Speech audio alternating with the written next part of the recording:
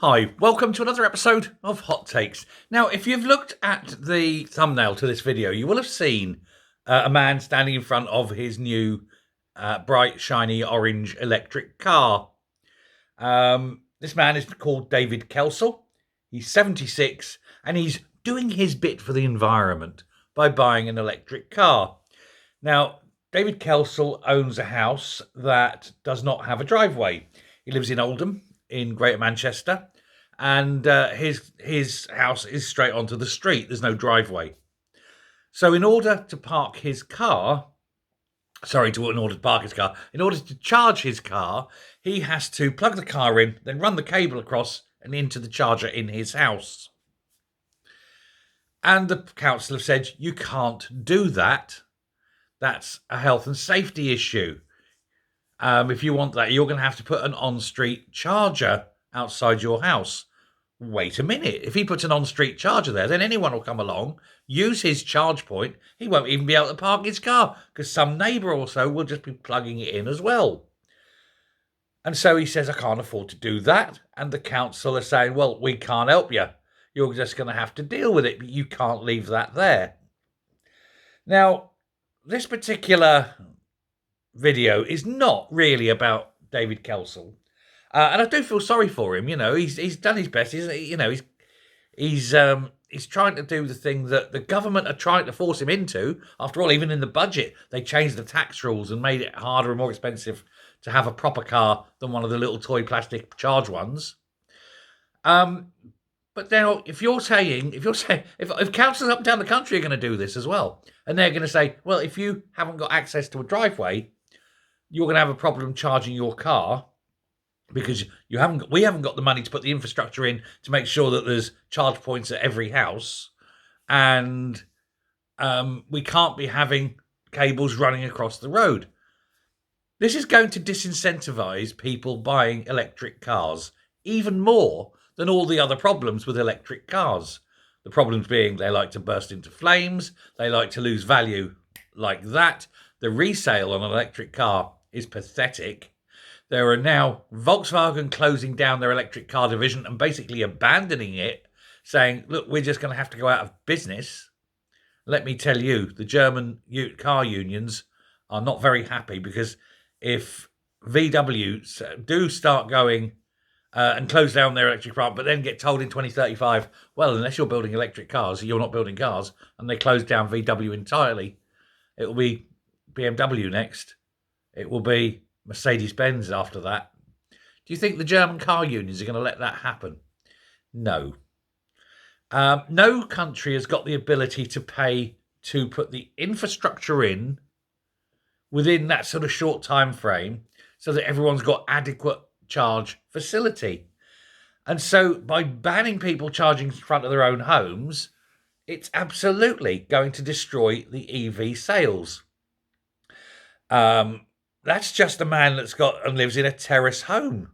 Imagine those who live in flats or apartment blocks.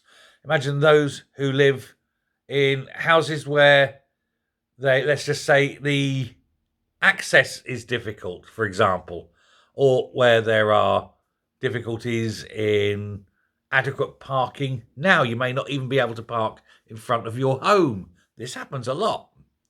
Or where the parking is sufficiently far away from your home that you can't run a cable to it. For example, people who live down little walks and things like that. So you may well have a house and you may well have space, but you might not be able to get your car to your house and so forth. And so unless the government or the councils are willing to pay billions, and we're talking significant numbers of billions, I would suggest somewhere in the region of maybe 30 billion to put in enough charging points for each car all over the country, and then for councils to change laws that allow cabling and power management for cars to go across pavements and things like that, then there's no chance at all that this policy of 2035 electrification is ever going to happen. We're 10 years away, near as damn it, and it ain't there. And don't forget that this is just for the installation of the ability to charge your car. How are you getting the power to the chargers? Well, let me tell you, we haven't got a grid capable of dealing with that yet.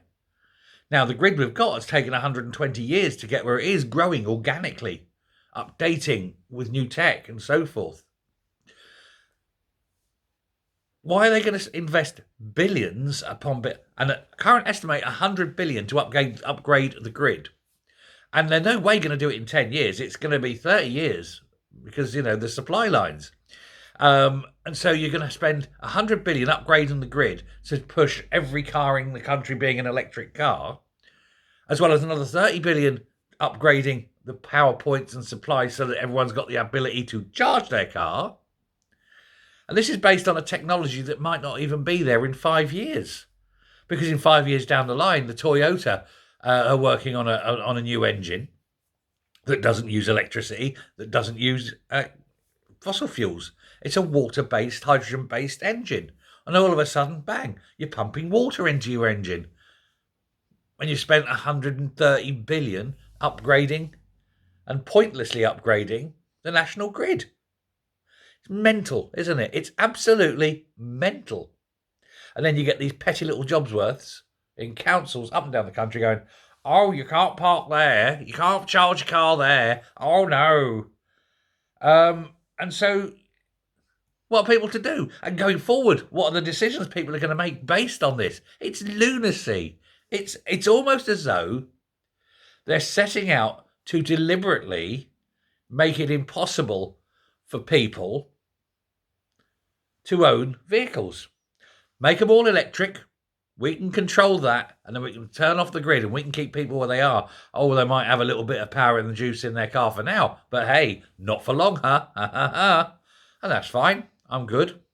Even if I was forced into eventually have an electric car, I will make sure that my little electric generator over there is fully pumped up and ready to go, so at least I can charge my car. Run around with a little generator in the back of your car, charging your battery. Hey, that's a good idea, isn't it? Somebody should think of that. That way you never run out of energy. It's a joke. What is up with these people? They are absolutely mental. I actually think it's deliberate. I think they're doing these things deliberately because they just don't want people having the ability to move. Maybe it's just paranoia. I don't know. Maybe they are out to get us. I don't know. But to say that you cannot charge your car outside your house is ridiculous. And say, oh, it's a trip hazard. Yes, it is a trip hazard. So come along and fix it, council. Thanks very much. Let me know what you think. And tell me if you can think of a solution. Bye.